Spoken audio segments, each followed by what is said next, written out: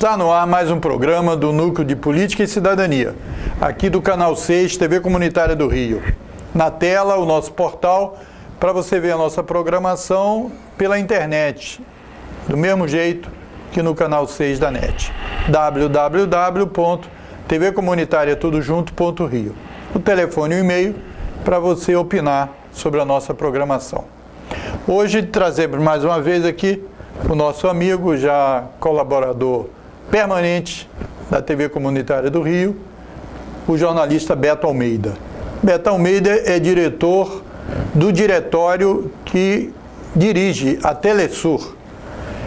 E para falar um pouco sobre o que está acontecendo hoje com a Telesur e da importância de que todas as forças populares democráticas entendam e possam dar a sua solidariedade aos ataques a esse mecanismo de comunicação, esse meio de comunicação importante das forças populares no mundo, e em particular aqui na nossa América do Sul e América Latina, eu trouxe aqui mais uma vez o Beto. Beto, o que está acontecendo e quais são os perigos e os ataques que a Telesur está sofrendo?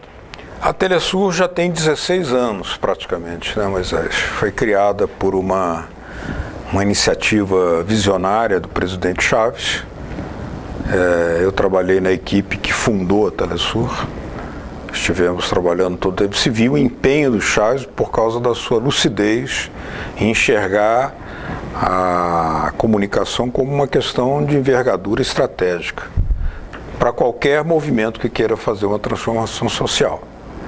E ele se empenhou ao máximo e contou na época com apoio, além da Venezuela, de Cuba, da Nicarágua, da Bolívia, do Equador, né, da Argentina, do Uruguai, e isso permitiu a esses 7 países criar uma empresa multiestatal, né, porque são os estados que participam.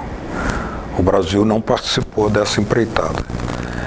E hoje a Telesur, como parte do cerco e das agressões que a Venezuela vem sofrendo da parte dos Estados Unidos, né, é um cerco financeiro, um bloqueio à venda de petróleo venezuelano, a desabastecimento programado de produtos de primeira necessidade, que obriga a população a ter que fazer um esforço muito grande e, sobretudo, porque diante do bloqueio das contas internacionais da Venezuela, que muita gente acha que a Venezuela está assim porque a Globo mostra está faltando isso na prateleira. Não, houve um boicote. Né? Não há uma contextualização, né? Inclusive, quem é a Venezuela, né? Exatamente. Porque o cara é um país, mas é um país que está aí vizinho do Brasil e tal, etc. Existe um mapa dos países com suas respectivas reservas petrolíferas, né? O segundo maior é a Arábia Saudita. Tem uma quantidade imensa de petróleo. A Venezuela tem 20 vezes mais que a Arábia Saudita. E, veja, se o cara, explica tudo. Se você perguntar assim, qual é o país que mais tem petróleo? O cara vai dizer que é a Arábia Saudita, porque pela cobertura, né? Aí não vai dizer que é a Venezuela, né? E o petróleo da Arábia Saudita é controlado por empresas norte-americanas, pela moeda norte-americana. Chamadas 7 irmãs, né? O petrodólar e tal. Coisa que não acontece com o petróleo da Venezuela, que inclusive foi muito utilizado e bem utilizado para apoiar países como Honduras, Equador, Nicarágua, para apoiar projetos de erradicação do analfabetismo na Bolívia, né? Para apoiar, por exemplo, a Operação Milagro, que a Operação Milagro operou da vista 6 milhões de cidadãos latino-americanos, impedindo que perdessem a visão gratuitamente. Eram recursos do petróleo venezuelano, com médicos cubanos e venezuelanos. Então, quer dizer, para dar uma contextualização para o que serve, né, o petróleo para o bem do povo. Agora, quem contava essa história, quem noticiava tudo isso? A Telesur. porque nunca se soube que 6 milhões de pessoas deixaram de correr o risco de ficarem cegas porque houve uma operação Milagro apoiada pela Venezuela e por Cuba. Aí você está destacando, né, o que você chamou uma visão de longo prazo e de profundidade do Chávez, de entender que qualquer transformação que você fosse fazer, fosse encaminhar, se não tivesse um meio de comunicação que é uma arma, às vezes mais poderosa do que o tanque, etc. e tal, isso é uma coisa que nem todo mundo teve essa visão, nem todas as forças progressistas, aqui mesmo no Brasil, nós tivemos muita dificuldade com essa questão, não? Exatamente. O Brasil não participou da Telesur, né? Nunca assumiu a Telesur, embora tenha sido pauta constante nas telas da Telesur, sempre com uma linha editorial que defendia, né, as conquistas dos governos de Lula, da Dilma, denunciou o golpe contra Dilma, agora faz a correta denúncia da dilapidação do patrimônio público feita pelo atual governo de Bolsonaro. Quer dizer, a Telesur sempre deu muito espaço aos presidentes. Onde é que o Lula poderia falar? Onde é que a Dilma poderia falar? Em qual televisão do mundo privada? Falava pela Telesur, a TV pública latino-americana, né? Então, quer dizer, a questão da comunicação no Brasil foi negligenciada e agora se paga um preço amargo, porque você não basta encher a barriga dos pobres, e isso automaticamente não gera consciência. A educação política é um trabalho árduo, muito difícil e exige, entre outras coisas, uma boa televisão, né? Agora, não basta só uma televisão, mas uma televisão é essencial, porque nós vivemos a era do audiovisual. Agora, Beto, para o pessoal, para a gente entender melhor, o Guaidó se assumiu como... Primeiro houve a questão da Assembleia lá, né? Não essa última, mas a anterior, que ele, parece que a oposição fez maioria lá e tal, etc. E os caras usando uma maioria que tiveram numa das eleições lá e tal, eles passaram a querer romper e cometeram violências contra a própria Constituição e tal. E depois o cara se assumiu presidente, é um troço meio estranho, agora eu sou o presidente, etc. E ele, nessa condição, que está querendo agora mudar a direção, fazer chacrinha. Eles chegaram a invadir a embaixada no Brasil, né, etc. Esse tipo de atitude, como é que você qualificaria isso? Tentar fazer eventos políticos para manter essa tensão e manter os países que estão querendo politizar todas as relações, né? Derrubando a possibilidade de uma porque um país, né, tem que se relacionar com outro país, porque é um relacionamento dos povos, né? Se cada um usar isso do ponto de vista político e tal, nós vamos... Conta essa historinha aí um pouco. Esse episódio permite explicar muita coisa, né? Primeiro, desmonta a tese de que na Venezuela tem uma ditadura. O Guaidó foi eleito, o resultado foi contra o governo Chávez, a Assembleia Nacional tinha uma maioria oposicionista e o governo respeitou o resultado da eleição. E o parlamento continua funcionando. Continuou funcionando. Só que esse parlamento, né, resolve ignorar a existência de um governo que também foi eleito pela maioria dos votos. Esse presidente, né? Imagine se o Maia ou o Davi Alcolumbre agora resolve, não, o presidente sou eu agora e não Jair Bolsonaro. O meu poder não é só o legislativo, eu também quero o executivo. Eu que mando. Então é uma coisa absurda. Agora, isso só é possível porque os Estados Unidos estão por detrás, criando uma tensão, né? Porque ao mesmo tempo que faz isso para confundir a opinião pública mundial, ele vai criando desabastecimento, um efeito... fomentar... Uma dolarização da economia que é muito perigosa, a falta de remédios provocada artificialmente, porque a Venezuela tem créditos, né? Os Não, créditos têm recursos. Acho que foram 20 bilhões de dólares, sei lá, que foram presos lá. 20 bilhões. Que não é dos Estados Unidos. Estão presos lá. Inclusive... Isso é um assalto. A Venezuela, a estatal venezuelana, tem 5 refinarias em território norte-americano. Esses ativos foram tomados pelo governo americano. Tomados. Ilegalmente.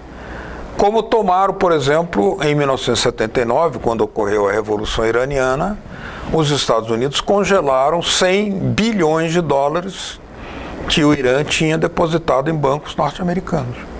Assim, rapina, roubo, descarado, bandidagem.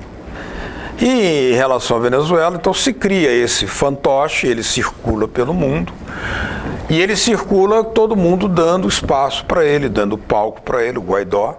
Por quê? São 50 países que apoiam, não reconhecem o Guaidó. Ou seja, não é a maioria da humanidade, né? A humanidade tem muitos outros países, o planeta tem muitos outros países. Mas isso cria uma confusão porque os países que mais consomem petróleo querem derrubar o governo Maduro. Por quê? Porque o governo Maduro não quer privatizar, e corretamente, o petróleo venezuelano e quer que esse petróleo sirva para alavancar um projeto de transformação. Hoje a Venezuela é um país sem analfabetos, é um país onde a mortalidade infantil caiu enormemente, é um país que tem, por exemplo, a taxa de moradia muito melhorada, porque se construíram lá 3 milhões de moradias, o programa Minha Casa Minha Vida lá, só que 3 milhões, a população é de 30 milhões, 10% da população. Uma casa cabem 4 pessoas, no mínimo, né? E eram casas entregues com geladeira, fogão e televisão, né? E o povo paga 25 bolívares por mês a perder de vista. Quer dizer, uma coisa, sabe, é um trabalho... Uma distribuição de renda. De redistribuição de renda. E uma distribuição que ainda não consegue suplantar tudo que tiraram do povo ao longo de não sei quantos anos. Claro, de 5 séculos. Exatamente. Né? Porque a Venezuela foi um país escravagista, mas a Venezuela foi dos primeiros países a romper com a escravidão. O primeiro foi o Haiti, né? O Haiti que se rebelou contra a sua colônia, a sua colonizadora, a França, né? Contra a sua metrópole, digamos, e criou a República. E a França não quis aceitar, né? A França gostava de revolução só lá na França. O Haiti não pode fazer revolução francesa, não. Os haitianos é uma história à parte que é muito importante a gente destacar muito isso, importante. Porque eles são guerreiros mesmo. Muito guerreiros. Agora, o Beto... E eles apoiaram o Bolívar, hein? Isso. O Haiti apoiou, deu os navios para... Eu vi aquela série, eles tinham uma citação lá e tal. Agora, é importante que você falou aí sobre a centralidade do petróleo e como os países que são produtores de petróleo são alvo, né? A gente viu isso no Iraque, a gente vê na Arábia Saudita, né? Que é uma aceitação de um regime totalmente contra a população, e quando os Estados Unidos tem lá o quê? 50 mil homens, 100 mil, sei lá, para manter aquele controle ali. E diversos outros países que produzem um petróleo e que são alvo de quase uma loucura histérica, né, dos Estados Unidos, que como eles vão sobreviver com aquele meio de vida sem um petróleo, né? Um problema, Moisés, é que quando um país tem os seus recursos naturais e ele nunca foi industrializado, e ele não foi industrializado, no caso da Venezuela, antes, porque, primeiro, a oligarquia venezuelana, juntamente com as elites lá, né, o imperialismo norte-americano, não tinha interesse em industrializar o país. Claro. Então eles apenas viviam nababesticamente da receita petroleira. Para você ter ideia, todas as ruas de Nova York, de Washington, são asfaltadas com petróleo venezuelano. No passado. Quando o Chávez chega e acaba com essa farra, essa doação, aí eles veem no Chávez o inimigo, o monstro, né? E passam a atacar o Chávez. Agora, o que o Chaves fazia? Vamos usar esse petróleo para alfabetizar o povo, construir moradia, construir hospitais, né? Fazer o desenvolvimento da economia, implantar fábricas. Só que muito antes que esse trabalho de industrialização se concretizasse, veio uma reação capitalista do imperialismo norte-americano. E isso é contado pela Telesur. Só a Telesur narra todas essas experiências, democratizando a informação. E é importante essa reflexão que você está fazendo, porque aqui no Brasil, com a questão da partilha, está acontecendo particularmente bem parecido com isso, ou igual, né? Exatamente. Porque quando o governo lá, os governos populares e democráticos definiram que não sei quantos por cento, 70%, 75% ia ser usado para educação, para saúde, não sei o quê. Aí eles, no governo, parece que no governo do Temer, eu não sei se foi no Bolsonaro. Dilma. Começou Não, eu sei, para mudar o sistema de partilha. Começou do Temer, Mas comandado pelo José Serra, o grande inimigo da Petrobras, José Serra, ele obrigou, no finalzinho do governo da Dilma, a aprovação de um item na lei que tirava da Petrobras a condição de ser a parceira prioritária, né? Queria a prioridade na exploração. Se ela quisesse, ia fazer. Se ela não tivesse ela tinha prioridade, ela decidia isso. Ela podia renunciar, mas ela tinha por lei. Na Venezuela é 50%, né? Aqui no Brasil é 30% da Petrobras seria. Isso já foi alterado. Com essa alteração, o petróleo está sendo desnacionalizado. O Brasil, que tinha capacidade de ser não apenas autossuficiente na produção de petróleo, mas também de gasolina, de gás, de diesel, de fertilizantes, está tendo isso tudo destruído pela ação de Paulo Guedes e desse governo, né? Paulo Guedes disse que por ele privatizava tudo, né? Agora, por exemplo, há 2 semanas se fechou a empresa estatal da Petrobras de petrogenados e fertilizantes lá no Paraná. 4.000 homens, chefes de família demitidos. O olho da rua. Na Venezuela se resiste a isso. E é por isso que a Venezuela virou essa campanha. E a Telesur mostra. E a Telesur conta a verdade. Porque aqui a Globo está apoiando a desnacionalização, está apoiando a privatização, está apoiando. Então nunca vai aparecer o desemprego, que o Brasil agora está pagando pela gasolina mais cara do mundo, quando ele podia produzir tudo isso aqui. Essa história, nunca a Globo, só uma TV comunitária como essa tem liberdade para poder dar vazão a essa informação necessária para formar a consciência nacional brasileira, de soberania nacional em defesa da Petrobras. Afinal de contas, um presidente da República deu um tiro no coração para salvar a Petrobras. E hoje você não tem nenhum meio de comunicação refletindo sobre isso. A Telesur reflete com coragem, demonstra, conta essa história. E os movimentos sociais, o que eles podem fazer, já que a gente é uma TV comunitária, dos movimentos sociais, da cidadania, é importante que todo mundo saiba dessa situação e dessa agressão a esse meio de comunicação, não? A solidariedade brasileira Telesur deve ser uma coisa cada vez mais forte, porque a Telesur conta a necessidade histórica da integração dos povos.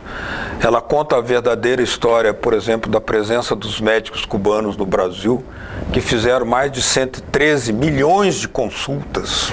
113 milhões de consultas gratuitas ao povo brasileiro. Né? Conta essa história de 6 milhões de cidadãos latino-americanos que escaparam da cegueira graças à Operação Milagre. Telesur conta isso, tem vídeos falando essa verdade. Telesur conta o golpe que foi feito contra Dilma Rousseff, o golpe contra Evo Morales, né? Lá no início foi quem denunciou o golpe contra o Zelaya, né? Contra o Zelaya, inclusive a Telesur estava dentro da embaixada, era a única televisão que estava dentro da embaixada. Foi um furo internacional, inclusive. Correndo o risco de vida e transmitiu o tempo inteiro, para o mundo inteiro. Então, quando o Zelaya saiu, a Telesur saiu também com uma ameaça muito grave, né, de morte sobre os nossos repórteres lá. Na Líbia foi a única televisão, inclusive na Líbia todas as televisões internacionais que esperavam pela agressão da OTAN, colocaram suas antenas assim, nessa direção, para esperar a chegada das tropas invasoras. A Telesur colocou a antena aqui para mostrar a resistência do povo líbio à invasão que ia chegar. Essa é uma televisão completamente vinculada ao ideal libertário, integrador dos povos, cooperativo, inclusive da integração latino-americana, que tem no Brasil uma imensa alavanca que nesse momento está neutralizada. Momentaneamente está neutralizada, mas historicamente será recuperada com a luta do povo brasileiro para se juntar à luta dos nossos irmãos latino-americanos, e nisso contará com a verdade jornalística, que é um jornalismo da integração, quando os canais capitalistas fazem o jornalismo da desintegração, da destruição. Nós fazemos o jornalismo da integração, promovendo uma solidariedade entre os povos, que a cultura seja um fator de convivência, de fraternidade, que a economia seja uma experiência não de rapina, mas de cooperação. E isso é o papel da televisão. Esse é o papel cumprido pela Telesur, com a visão extraordinária que Chaves tinha desse veículo, né? E é por isso que ele está sendo alvo de um ataque feroz. O governo norte-americano deu muito dinheiro para uma equipe de jornalistas vendidos que querem lançar um sinal a partir de Miami, como se fosse da Telesur, fazendo uma fraude. Nós é que somos a Telesur. Uma televisão emitida a partir de Miami. Você imagina se aqui alguém tentasse roubar... E eles querem entrar com sinal também para intervir na Venezuela. Exato, para intervir na Venezuela e para levar o mundo à confusão. Olha, a Telesur somos nós, não aquela que nasceu há 16 anos. E aí, já que a gente vai caminhando para o final, e nós já mostramos isso, era importante uma reflexão sobre isso. Porque poderia isso bem chamar a atenção. Você falou que eles congelaram milhões de dólares. Congelaram também da Síria, congelaram do Iraque, congelaram todos. Do Irã. Então, isso demonstra que também é necessário, né, uma alternativa bancária internacional, uma alternativa de moeda, né, como os BRICS estão começando com dificuldades tal, a trabalhar um outro sistema. Por quê? Quando eles defenderam a globalização, etc., tal, eles defenderam, não, todo mundo tem que conviver, os mercados têm que estar abertos e tal. Mas não, aí eles expulsam as pessoas, porque as pessoas perdem os empregos, quando vão para os países deles, eles são proibidos de entrar. O capital pode entrar, mas aqui, mas o povo não pode entrar lá. E agora, o dinheiro vai estar nos bancos garantido pela legislação. Quando chega no momento de crise, os caras tomam o dinheiro. Exatamente. Então não tem que criar uma alternativa internacional para criar um outro campo bancário, sim, de moeda, isso, e tal, porque aí o cara assim, não, o meu dinheiro, o dinheiro do Irã vai para esse banco. Não vai ficar nos bancos controlados pelos norte-americanos. A agressão que é feita à Venezuela e a agressão ao Irã levam em conta também isso que está acontecendo, de uma desdolarização. O Irã, a Rússia e a China estão fazendo cada vez mais projetos de integração econômica sem o dólar. De troca, né? Sem o dólar. Troca, projetos econômicos como ferrovias, né, gasodutos. Aquele da China para a China Rússia. Com a Rússia, da China com o Irã, os acordos que o Irã tem com a Rússia e com a China também são feitos sem dólar. E isso que levou esse ataque contra o general Suleiman, que é uma tentativa de fazer uma provocação para ver se o Irã se enlouquece e reage de qualquer forma, mas o Irã mostrou que reage com muita maturidade, sem se acovardar. Uma sabedoria. Sem se acovardar, muita sabedoria. Aliás, é o único país que depois da Segunda Guerra Mundial atacou uma base militar norte-americana. O Irã atacou. Nunca nenhum país atacou uma base militar norte-americana. O Irã atacou. Quebrou um tabu, né?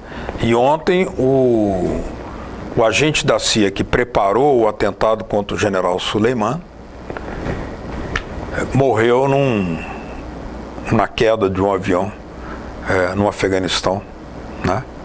O avião foi derrubado, é um avião norte-americano, foi derrubado pelos talibãs. Então, a reação do Irã tem que ser exatamente de outra ordem, de outra qualidade, porque ele trabalha com a questão da correlação de força, claro, e de forma correta, né? Claro. E na Venezuela também existem vários acordos que são feitos em moedas próprias com a China e com a Rússia, né? Então a China é grande compradora de petróleo. Veja bem, a China compra petróleo da Venezuela e a China compra arroz do Brasil. Só que a China, inteligentemente, manda entregar o arroz que ela compra aqui na Venezuela. Faz uma operação triangular. O que certamente levará os arrozeiros do Rio Grande do Sul a pensar, por que eu não vendo direto para a Venezuela? Porque existe um discurso ideológico completamente inaceitável, né, completamente irracional da parte do Itamaraty, que não aceita uma relação direta Brasil e Venezuela, que é muito mais lógica. Claro. São países que têm fronteiras comuns. Então a Venezuela está tendo que fazer um enorme esforço para garantir o abastecimento, manter educação em dia, remédios em dia, saúde em dia, e está resistindo a 20 anos de agressões, né? O Irã resiste a 41 anos de agressões. Dia 11 de fevereiro, a Revolução Iraniana faz 41 anos de agressões. Quantos golpes foram tentados, quantos cientistas foram sequestrados e eliminados no Irã por parte do inimigo imperial. E ele está lá, o povo resistindo, né? Beto, então você tem aí um minuto final para você se dirigir aos movimentos sociais e como diretor do diretório da Telesur Central, você pedir essa solidariedade. Bom, eu agradeço à TV Comunitária do Rio de Janeiro, 22 anos no ar, por abrir esse espaço para a Telesur fazer a sua defesa, né? Quantas vezes a TV Comunitária do Rio transmitiu também vídeos e produtos audiovisuais da Telesur, né? E porque sabe que o que é fazer o jornalismo da integração, o jornalismo da luta pela verdade, o jornalismo que não se submete à lógica do lucro e da publicidade. A TV Comunitária do Rio de Janeiro vive todas essas dificuldades e enfrenta diariamente esse desafio. No caso da Venezuela e da Telesur, o desafio é maior porque o inimigo é diretamente norte-americano, que está disposto a desrespeitar quaisquer leis internacionais para agredir a Venezuela. E é isso que nos leva a fazer esse apelo em defesa da Telesur como um instrumento da construção da cultura, da identidade da América Latina e da defesa dos processos revolucionários, transformadores e democráticos da região latino-americana e em toda a parte do mundo também. Que a Telesur seja não apenas vista, defendida, mas cada vez mais multiplicada e fortalecida, porque é uma necessidade da história. Vida longa, Telesur. Obrigado, Beto. Muito obrigado. E eu quero agradecer a sua paciência, a sua audiência de mais um programa da TV Comunitária do Rio, o programa do Núcleo de Política e Cidadania.